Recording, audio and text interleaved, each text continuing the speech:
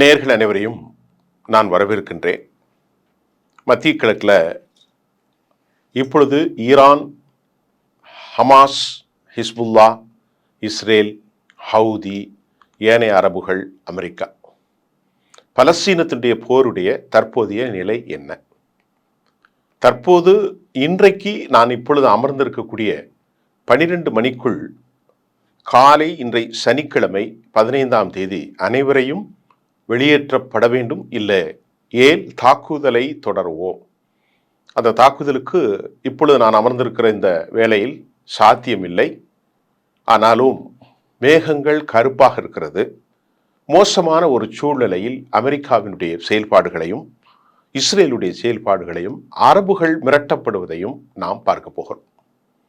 குறிப்பாக அமெரிக்காவினுடைய வெளிவிவகாரத்துறை மற்றும் செக்ரட்டரியாக இருக்கக்கூடிய மார்க்கோ ரூபியோ ஒரு கருத்தை பதிவு செய்திருக்கிறார். அந்த கருத்தில் someone has to confront who is it going to be. It is not going to be an American soldiers. If the countries in the region cannot figure that the peace out, then Israel is going to have to do it. And we are back to where we have been. So that doesn't solve the problem. அமெரிக்காவினுடைய mark ரூபியோவுடைய கருத்து, Hamas இங்கே சண்டை போடக்கூடிய ஒரு களத்தில் இருந்து கொண்டிருக்கிறது. Hamas ஒரு படுமோசமான ஒரு தீவிரவாத வன்முறை கும்பல். அதை அவர் வேறொரு பாணியிலே சொல்கிறார். அப்படி என்றால் அவர்களை வெளியேற்ற வேண்டும். வெளியேற்றுவதற்கு ரீஜனல் ஃபேக்டர்ஸா நாடுகளாக இருக்கக்கூடிய அரபுகள் அதை செய்ய வேண்டும். அந்த ஃபிகரை அவர்கள் செய்ய வேண்டும். அந்த டியூட்டி அவர்களுக்கு உண்டு. அவர்கள் செய்ய மறுக்கிற போது யார் செய்வா? இஸ்ரேல் அதை கண்டிப்பாக செய்யும். அமெரிக்காவுடைய சோல்ஜர்ஸ் நிச்சயமாக போக மாட்டார்கள். இதில் ரொம்ப கவனிங்க. அவருடைய பேச்சு இருக்குன்னா, but it's not going to be American soldiers. அதில் ரொம்ப கவனமாக இருக்கிறாங்க. அமெரிக்கர்களுக்கு ஏற்பட்ட மிகப்பெரிய இழப்பை அவர்கள் கவனத்தில் கொண்டு இனியும் அமெரிக்கர்கள் செத்து போகக்கூடாது. நான் காசாவில் போனால் நிறைய செத்து போயிடுவாங்கிற அவங்களுக்கு தெரியும். அதனால் அமெரிக்கர்கள் அதை செய்ய மாட்டாங்க. ஆனாலும் கூட இந்த பீஸ் அவுட் செய்யக்கூடிய இந்த இடத்திலிருந்து வெளியேற செய்வதை சொந்த நாட்டில் இருந்து அந்த ரீஜனில் இருக்கக்கூடிய அரபுகள் செய்யாத பட்சத்தில் Israel is going to be do it. அதை இஸ்ரேல் செய்யும். நாங்கள் அவர்களுக்கு பின்னால் நின்றுதான் ஆக வேண்டும் என்று சொல்லி கடைசியில் we have been, நாங்களும் அங்கே இருக்க வேண்டும். So that there isn't solve the problem. ஆகவே இந்த பிரச்சனை தீர்வு ஏற்படாது என்று மார்க்கோ ரூபியோ சொல்கின்றார்.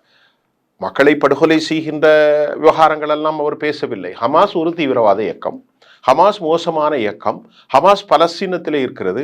ஹமாஸை வெளியேற்றுவதற்கு அரபுகள் முடியாத பட்சத்தில் நாங்கள் இஸ்ரேல் செய்வார்கள். நாங்கள் எங்களுடைய நாடு செய்யாது, நாங்கள் பின்னாலே இருக்கிறோம். அதுதானே நீங்கள் 7.8 பில்லியனுக்கு குண்டை கொடுத்திருக்கிறீர்களே, 2000 பவுண்ட் அளவிற்கான குண்டை கொடுத்திருக்கீங்களே, ஏற்கனவே ஏராளமான வெடிப்பொருட்கள், அதே போன்று F-35 பங்கர் பஸ்டர்கள் எல்லாவற்றையும் தான் நீங்கள் கொடுத்திருக்கிறீர்கள். கொடுத்து தானே மக்களை கொலை செய்தார்கள்.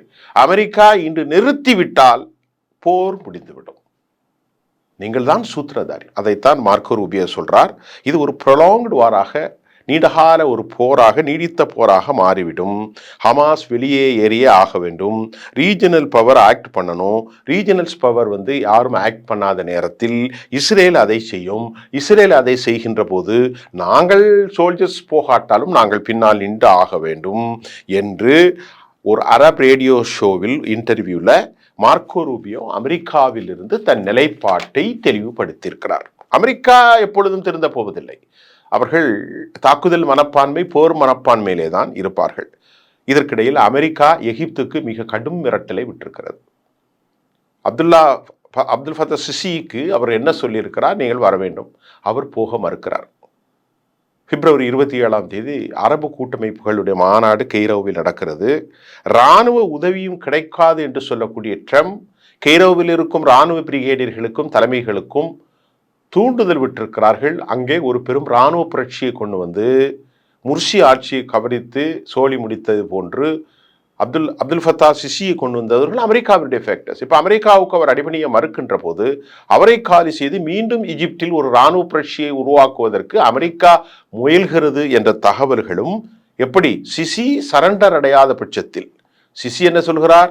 காசாவிலிருந்து எகிப்தின் சார்பில் காசா அந்த மக்களுக்கு நிர்ணயம் செய்யப்படும். எகிப்து ஏற்கனவே பல ஒரு புக்லின் பெரிய பெரிய வாகனங்களை எல்லாம் கற்களை அதை அகற்றுவதற்கான நடவடிக்கைகளை ஆரம்பித்து விட்டார்கள். ஆனாலும் அதை நாங்கள் செய்ய மாட்டோம், நீங்கள் செய்ய வேண்டும் என்றால் எகிப்து இங்கே வா, வந்து எங்களோடு பேச்சுவார்த்தை நடத்து, இல்லைன்னா நீ காலி அப்படிங்கிறத நேரடியாக விளக்கிடுங்க. எகிப்து மிகப்பெரிய வார் ஏற்படலாம், அந்த நாட்டில் மிகப்பெரிய மிலிட்ரியினுடைய குழப்பம் ஏற்படலாம் என்பதுதான் அமெரிக்கா மிலிட்ரியினுடைய ஒரு மிரட்டலாக நாம் பார்க்கப்படுகின்றது. இதற்கிடையில இந்த நடவடிக்கை காசாவா டொனால்டு ட்ரம்ப் என்ன சொல்றாருன்னா, காசாவை நாங்கள் எடுத்துக்கொள்வோம், அதை ஒரு ரியல் எஸ்டேட் மண்டலாக மாற்றப் போகிறோம்.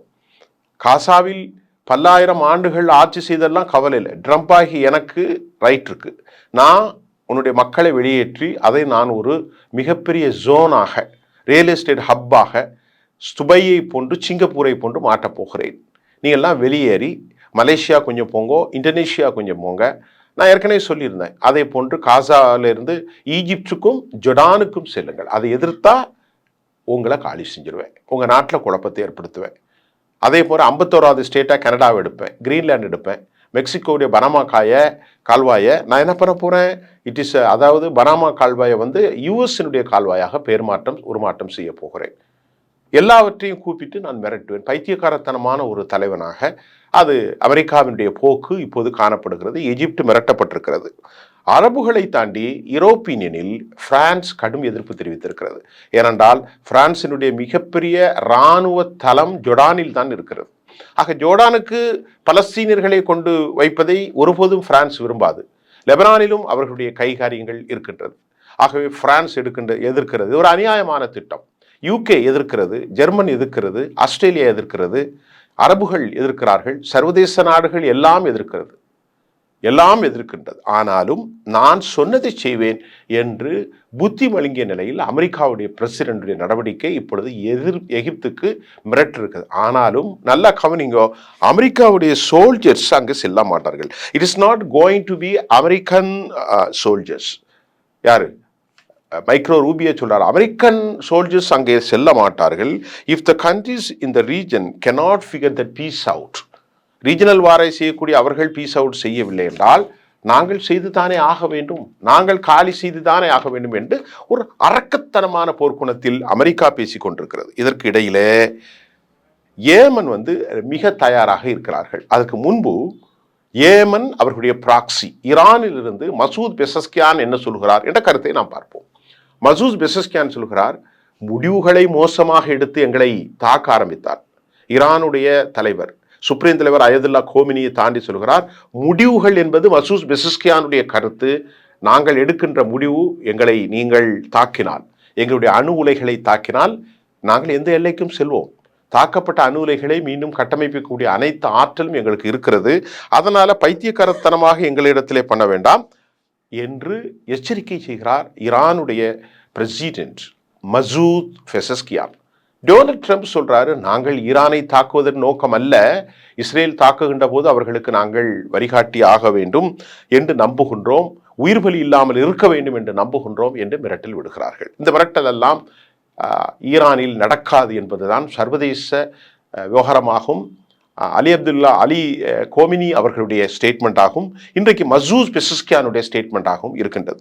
இதற்கிடையில் ஈரான் கடுமையாக எச்சரித்த ஒரு நேரத்திலும் அவர்கள் கட்டி எழுப்புவேன் என்று சொன்னது, இஸ்ரேலிடத்தில் நீங்கள் கேட்டு பெற்றுக் கொள்ளுங்கள். இஸ்ரேல் ஒரு சின்ன நாடு, ஒரு 48 சுதந்திரம் அடைந்து ஒரு 70 ஆண்டுகளில் ஒரு சுண்டக்கா நாடு. அவர்கள் மிரட்டினால் எந்த எல்லைக்கும் நாங்கள் செல்வோம் என்று ஈரானுடைய கருத்து இங்கு வலிமையாக இருக்கிறது. ஈரானுடைய கப்பல் படை எங்கும் இல்லாமல் உலகத்திலே ஒரு பெரிய நியூ டெக்னிக்கலாக அறிமுகப்படுத்தியிருக்கிறார்கள். அடுத்த காணொளியில் அந்த கப்பலை பற்றி நான் உங்களுக்கு தெளிவாக சொல்கின்றேன். இப்பொழுது எனக்கு நேரம் அதற்கு பத்தாது. இதற்கிடையில் மிக முக்கியமாக சீனாவிலிருந்து ஒரு செய்தி வந்திருக்கிறது. ஒரு வருஷத்துக்கு முன்னாடி இந்த செய்தி ஆரம்பிக்கப்பட்டதாகவும் சர்வதேச காணொளிகள் எங்கிருந்து வந்திருக்குனால் CNN ரிப்போர்ட். ஏற்கனவே அமெரிக்காவுடைய நியூயார்க் டைம்ஸ் மற்றும் வால் ஸ்ட்ரீட் ஜேர்னலுடைய கருத்துக்களை நாம் பேசிக்கொண்டே இருக்கிறோம். இப்பொழுது CNN என்ன சொல்கிறது என்று பார்ப்போம். CNN தளத்திலே வந்ததுன்னா என்ன வந்திருக்குன்னா, ITS மிசைல்ஸ் ஒரு பெரிய வார் கப்பல், அந்த கப்பல் 1000 டன் கெமிக்கலை எங்கிருந்து? சீனாவிலிருந்து ஈரான் துறைமுகமான பந்தர் அப்பாஸில், பெரிய துறைமுகம் பந்தர் அப்பாஸ், அங்கே நிலைநிறுத்தி இருக்கிறது. இந்த கப்பல்ல எவ்வளவு டன் இருக்குன்னா 1000 டன் கெமிக்கல்கள் இருக்கிறது. இந்த கப்பல் பேர் கோல்பன் கப்பல்.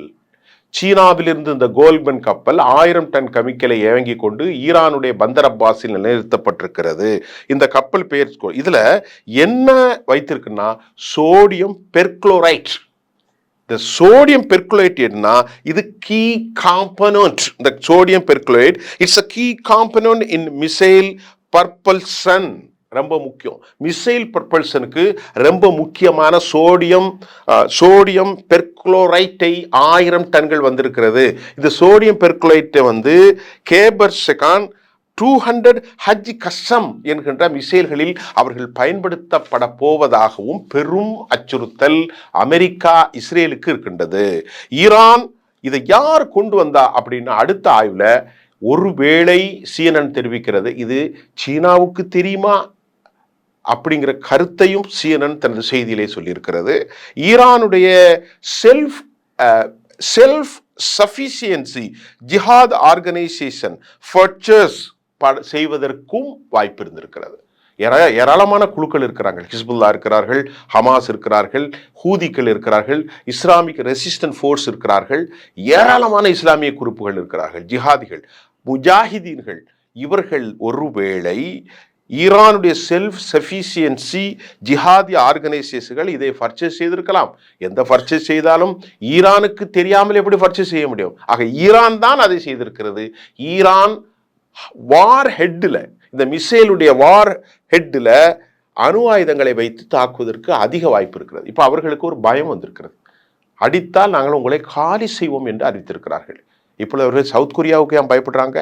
அணு உலைகளை போட்டு காலி செஞ்சு போடுவோம். இப்போ ஈரான் அந்த தன்மை பெற்று விட்டது. அட்டோமிக் நியூக்ளியர் வெப்பன்ஸை மாடிஃபை பண்ணி ப்ரொடக்ஷன் பண்ணக்கூடிய அளவிற்கு அவர்களுக்கான ஸ்கில்டு பேஸ் ஆர்மியாக உருவாகிட்டதுனால இப்போ அவங்க பயப்படுறாங்க. எந்த எல்லைக்கும் நாங்கள் சென்று தாக்குவோம் என்று சொல்லிட்டு இருக்கிறார்கள். ஆக ஈரானை ஒட்டி ஏமனுடைய ஹவுதிகள் மிக தயாராக இருக்கிறார்கள். ஹவுதிகளுடைய நேற்றைய அறிக்கை என்னவென்றால், பலஸ்தீனத்தின் பின்னால் இருப்போம், அவங்கள் எங்கள் சகோதரர்கள். அந்த அந்த அந்த அந்த வார்த்தைகளும் கூட நீங்கள் பாருங்கள். அவர்கள் நாங்கள் இஹ்வானா என்று சொல்கிறார்கள். அப்படி என்றால் எங்களுடைய சகோதரர்கள். அவர்களை வெளியேற்றினால் நாங்கள் சும்மா இருக்க மாட்டோம், இரத்த களரி ஏற்படுத்துவோம். லட்சக்கணக்கான ஏமனுடைய மக்கள் தயாராக இருக்கிறார்கள். செங்கடலில், மத்திய தரைக்கடலில் அழிவுக்கு உட்படும். இப்பொழுதுதான் நிலைமை மாறி இருக்கிறது. பல ஆயிரம் கோடிக்கணக்கான பில்லியன் டாலர்கள், 1 ட்ரில்லியனுக்கு மேல், 100 லட்சம் கோடி, 1 ட்ரில்லியன் என்றால் 86 லட்சம் கோடி நஷ்டப்பட்டிருக்கு. 60,000த்திற்கும் மேற்பட்ட கம்பெனிகள் ஷட் டவுன் ஆயிருக்கு. மீண்டும் தாக்குவோம், எச்சரிக்கையாக இருங்கள். பலஸ்தீனத்தை விட்டு அந்த மக்களை வெளியேற்ற முயற்சித்தால் நீங்கள் காலி என்று ஹவுதிகள் சொல்லியிருக்கிறார்கள். ஒரு விஷயத்தை நீங்க புரிஞ்சு கொள்ளுங்க, ஹவுதிகள் ஈரானுடைய ப்ராக்சி, ஈரானுடைய ட்ரைனர்ஸ் எல்லாமே அவர்களுக்கு இருக்கிறது. அவர்கள் தாக்கி ட்ரூமன் கப்பல் பல மைல்கள், ஆயிரக்கணக்கான மைல்கள் தள்ளி போனது. அமெரிக்காவினுடைய ட்ரூமன் கப்பல் எந்த நிலையிலும் ஹவுதிகளை அவர்களால் தாக்க முடியவில்லை. சவுதியினுடைய பேஸில் அடித்தாலும் தாக்க முடியல, ரெட்சியில இருந்தும் தாக்க முடியல. அந்த அளவுக்கு ஹவுதிகள் என்ன, முகமது அலி அப்துல் ஹவுதி என்ன ஒரு சக்தியை பெற்றிருக்காருன்னு யாருக்குமே தெரியல. அவங்களுடைய லீடர்ஸ் எங்கே இருக்கிறாங்கன்னு தெரியல. ஏன்னா அவங்க செல்போனை யூஸ் பண்ணுறதில்ல. ஏற்கனவே நான் நேற்றைய முன்தினம் காணொலியிலும் கூட ஹமாஸினுடைய தலைவர்களுக்கு அசாசினேட் செய்யப்படுவீர்கள் என்ற அச்சத்தால் மொபைல் யூஸ் பண்ணக்கூடாது ஆர்டர் அவர்களுக்கு கொள்ளப்பட்டிருக்கிறது என்ற செய்தியும் சொன்னேன். இப்பொழுது பலஸ்டிக், சூப்பர் பலஸ்டிக் மற்றும் நீண்ட தூர ஏவுகணைகளை வைத்து தாக்கும் நடத்த ட்ரோன்கள் எல்லாம் இருப்பதனால் ஹவுதிகள் ரெடியாக இருக்கிறார்கள். அதை விட ரொம்ப முக்கியமான செய்தி இந்த நிகழ்ச்சியில் நிறைய வந்திருக்கு, மலைபோல் குவிந்திருக்கிறது. இப்பொழுது ஒரு முக்கியமாக செல்கின்றேன். அதாவது ஹயாத்து தஹ்ரீக் அல்-ஷாம். ஹயாத்து தஹ்ரீக் அல்-ஷாம் என்றால் அது உங்களுக்கு தெரியும் என்று நினைக்கின்றேன். அவர்கள் சிரியாவில் உள்ள ஒரு பெரும் போராட்ட குழு ஹயாத்து தஹ்ரீக் அல்-ஷாம், HTS, இதுதான் இப்பொழுது ஆட்சியை பிடித்திருக்கிறது. இதனுடைய தலைவராக, பிரசிடெண்டாக இருக்கக்கூடிய முஹம்மது அப்துல்லா அல் கோலானி என்ற அல்-சாரா, அவர்தான் now he is a president. அவர்தான் சிரியாவினுடைய பிரசிடென்ட். அவர் சவுதி அரேபியாவுக்கு சென்று மன்னரை சந்தித்தார், சல்மான், முகமது பின் சல்மானை. அதற்கு பின்பு துருக்கியில் எர்டோகனை சந்தித்து வந்திருக்கிறார். இப்பொழுது அமெரிக்காவினுடைய செபாஸ்டியன் கோர்கா யார் அப்படின்னு he is director of counter terrorism. அவர் ஒரு கருத்தை சொல்றார். என்ன கருத்தை சொல்றாருன்னா, அதுக்கு முன்னாடி ஒரு கருத்தை சொல்லுவோம். அல்சராவுடைய கருத்து, முகமது பின் அப்துல்லா கொலானி என்ற அல்சாருடைய கருத்து, சராவுடைய கருத்து என்னன்னா, சிரியாவுடைய அதிபர் என்ன சொல்றா, அமெரிக்காவுடைய ட்ரம்ப் திட்டம் முழுமையாக நிராகரிக்கப்பட வேண்டிய ஒரு கிரிமினல் திட்டம் என்று சிரியாவுடைய புதிய பிரசிடென்ட் அல் சரா கருத்து தெரிவித்திருக்கிறார். எந்த சக்தியாலும் பலஸ்தீன மக்களை அந்த மண்ணிலிருந்து டிஸ்பிளேஸ்டு செய்ய முடியாது என்று குறிப்பிட்ட அவர், 80 ஆண்டுகளாக நீங்கள் செய்ய முடியாததை, செய்ய துணிந்ததை, செய்ய முயற்சி செய்த இனி எப்படி செய்ய போகிறீர்கள்? வருங்கால தலைமுறை lesson to get more from this land accordingly Syria. வருங்கால தலைமுறைகள் இதிலிருந்து ஏராளமான பாடங்களை படித்து கொள்வார்கள் என்று அமெரிக்காவினுடைய கிரிமினல் ஆக்டிவிட்டிக்கு அல் சாரா எதிர்ப்பு தெரிவித்திருக்கிறார். நல்லா கவனிங்க. இப்ப அவர் யார் அப்படின்னு உங்களுக்கு ஒரு கேள்வி வரும். இவருடைய தலைக்குத்தான் பல லட்சம் மில்லியன் டாலர்களை அமெரிக்கா பரிசீலித்தது. ஏற்கனவே ஒசாமா பின் லேடனோடு ரொம்ப குறுக்கமாக இருந்தார். அதே போன்று அபூபக்கர் பாக்தாதியோடு ISIS அமைப்பிலும் அவர் இருந்தார் என்ற தகவல்கள்லாம் ஏற்கனவே நான் உங்களுக்கு சொல்லி இருக்கிறேன். இப்பொழுது என்ன சொல்கிறார் என்றால், அவர் ஒரு நாட்டுடைய தலைவராக ஆகிவிட்டார். சோவியத்தோடு இணக்கமாக இருக்கிறார். அமெரிக்கா இணக்கமாக இருக்கிறது. ஹவுதி அல் தஹ்ரீக்கு சாம், ஹயாத்து தஹ்ரீக் அல் சாம் என்று நாம் ஏற்கனவே சொல்லியிருந்தோம். சிரியாவினுடைய அதிபர் அல் சராவுடைய கருத்தை அமெரிக்கா உடைய செபாஸ்டியன் கோர்கா சீனியர் என்ன சொல்கிறார், director of counter terrorism, he made statements very clear. என்ன சொல்லப்பட்டிருக்கிறேன்னு சொன்னா, இவர் ஒரு ஜிஹாதி, இவரால் எப்படி டெமோக்ராட்டிக் தலைவராக ஆக முடியும்? ஏன்னா அவர் ட்ரம்புக்கு எதிராக கருத்து தெரிவிச்சிட்டாரு. பலஸ்தீனத்துக்கு எதிராக சிரியா கருத்தை தெரிவித்திருக்கிறது. ஆகவே இவருடைய கருத்து நாங்கள் ஏற்றுக்கொள்ள முடியாது. அது மட்டுமல்ல, கண்ட்ரோல் கிடையாது. சிரியாவில் எல்லா பகுதியும் இவருடைய கண்ட்ரோலில் கிடையாது. சில பகுதிகள் மட்டும்தான், ஏனைய பகுதிகள் வேறொருவருடைய கண்ட்ரோலில் இருக்கிறது என்று செபாஸ்டியன் கோர்கர் சொல்கிற கருத்தையும் நாம் பார்க்கிறோம். செபாஸ்டியன் கோர்கர் அடுத்த கருத்து, சிரியாவில் முழுவதுமாக இருக்கக்கூடிய அலாவைட்ஸ் என்று சொல்லக்கூடிய கிறிஸ்தவ மக்கள் கடும் கொடூரமான சித்தனைக்கு இவர்களால் உட்படுத்தப்பட்டார்கள் என்பதையும் சொல்லி காசா திட்டத்தை இவர் நிராகரித்ததால் இவர் மீது குற்றச்சாட்டு வைக்கிறார்கள். தோழர்களே, இவ்வளவுதான் இன்னைக்கு செய்தி. இதுக்கிடையில ஹிஸ்புல்லாவுடைய மக்கள் போராடுகிறார்கள். சாலைகளில் டயரை போட்டு எரிச்சிருக்கிறாங்க. என்ன காரணம் என்று சொன்னால், ஈரானுடைய விமானங்கள் அங்கே தரையிறங்குவதற்கு லெபனான் தடை செய்திருக்கிறது. 14-15க்கு பிறகு நடக்கும் என்று லெபனானுடைய சபாநாயகர் சொன்னாலும் அமெரிக்காவும் இஸ்ரேலுடைய அழுத்தத்திற்காக அவர்கள் ஆட்பட்டிருக்கிறார்கள் என்று மக்கள் போராடுகிறார்கள், ஹிஸ்புல்லாக்கள் போராடுகிறார்கள். வரும் 18ஆம் தேதிக்கு அப்புறம் ஒரு 4 அல்லது 5 மண்டலங்களில் நிலைகளிலிருந்து தங்கள் பிப்ரவரி 18க்குள்ள வெளியேற மாட்டேன், தெற்கு லெபனானில் என்று இடும்பு பிடிப்பார்கள். ரொம்ப மோசமான ஒரு கான்செப்ட். அதனால நாங்கள் வெளியேறின பிறகு நீ வெளியேறித்தான் ஆக வேண்டும் என்று லெபனான் எச்சரிக்கை கொடுத்திருக்கு. இப்போ சூழல் எப்படி இருக்குன்னா, எமது நிகழ்வாக வந்துட்டேன். அரபுகள் அனைவரும் அமெரிக்காவால் இஸ்ரேலால் வருங்காலத்தில் தங்களுக்கு நிகழப்போகும் ஆபத்தை புரிந்து விட்டார்கள். ஆகவே சவுதி அரேபியா, ஈஜிப்டு, ஜோர்டானை விட்டுருங்க, ஈரான், அது மட்டுமல்லாமல் துருக்கி, எல்லா நாடுகளும், ஓமன், எல்லா நாடுகளும் அமெரிக்காவினுடைய ராஜ்யத்தை சிரியா வரைக்கும் ஆட்டம் காண வைக்க வேண்டும் என்று முயற்சிக்கிறார்கள். ட்ரம்புக்கு அமெரிக்காவில் நடத்தப்பட்ட ஒரு ஆய்வு கணக்கில் 69 விழுக்காடு மக்கள் டொனால்டு ட்ரம்புடைய ஆபரேஷன் மிக மோசமானது என்று கருத்து தெரிவித்திருக்கிறார்கள். 350க்கு மேற்பட்ட ராபிஸ் என்று அழைக்கப்படுகிற ரபீக்கள், அதாவது போதகர்கள், யூத போதகர்கள் ஒருபோதும் காசாவின் மக்களை வெளியேற்றக்கூடாது, நோ என்ற வார்த்தையை போட்டிருக்கிறாங்க. ஏராளமான யூத போதகர்களும் யூத மக்களும் இப்படிப்பட்ட மனித விழுமியங்களுக்கு அப்பாற்பட்ட செய்திகளை நீங்கள் ஒருபோதும் செய்யக்கூடாது என்று யூத ரபீக்களுடைய கையெழுத்து போட்டது இன்னைக்கு உலகம் முழுவதும் பரபரப்பாக இருக்கிறது. இஸ்ரேலில் மிக மோசமான போராட்டம் நடக்கின்றது. ஈரானை கை வைத்தால் அணு ஆயுத போராக அது மாறும். ஆக இப்படிப்பட்ட சூழ்நிலையில் அமெரிக்காவில் மக்கள் 69 விழுக்காடு டொனால்டு ட்ரம்புக்கு எதிராக இருக்கிறார்கள். யூத சமூகத்தில் 350க்கு மேற்பட்ட ரபீக்கள் கையெழுத்து போட்டு அமெரிக்கன் சொசைட்டியிலிருந்து procession and agitation against the president of Donald Trump. அது மட்டுமல்ல, அந்த ஜோனில் இருக்கக்கூடிய அரபுகள் கிட்டத்தட்ட 1 ட்ரில்லியனை நாங்கள் இன்வெஸ்ட் பண்ணுவோம்னு சொல்லக்கூடிய சவுதி அரேபியா எதிர்க்கிறது. எல்லா நாடுகளும் எதிர்க்கிறார்கள். அதே போன்று அமெரிக்கா மிரட்டல் வருகிற எஜிப்டை, இந்த பார் என் சொல்ல கேட்கலன்னா ஒரு நாட்டில் இராணுவ புரட்சி வரும் அப்படின்னு சொல்லி. ஆகவே மிரட்டல் விடுகிறார்கள். இப்படிப்பட்ட ஒரு பதட்டமான சூழ்நிலையில் நான் இப்பொழுது அமர்ந்திருக்கிற சனிக்கிழமை காலை 12 மணிக்கு தாக்குதல் நடத்தப்படாது என்று நான் நம்புகிறோம். அதே போன்று காசாவிலிருந்து அமெரிக்கா சற்று இறங்கி வந்திருக்கிறது. ஏனென்றால் மக்களின் போராட்டம், உலகத் தலைவர்களின் பிரான்சுடைய எதிர்ப்பு எல்லாவற்றையும் கேட்டு வேறு ஒரு நிலைக்கு வந்திருப்பதாக சொல்லப்படுகிறது. இந்த திட்டத்தை வடிவமைத்து டொனால்டு ட்ரம்புடைய மூளையில ஊட்டினது யாருன்னா கடும் போக்கு தீவிரவாதியான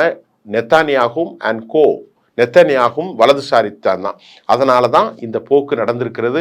நிச்சயமாக காசாவின் மக்களை வெளியேற்றப்பட முடியாது என்று சர்வதேசத்திலிருந்து ஏராளமான செய்திகள் வருகின்றது.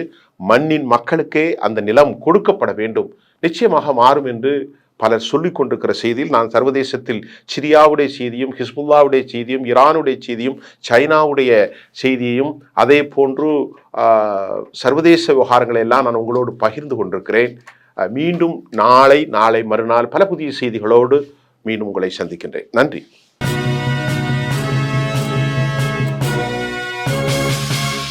உடனுக்குடன் அப்டேட் தெரிந்து கொள்ள ஜெம் டிவி தமிழ் ஆப்பை இன்ஸ்டால் செய்யவும்.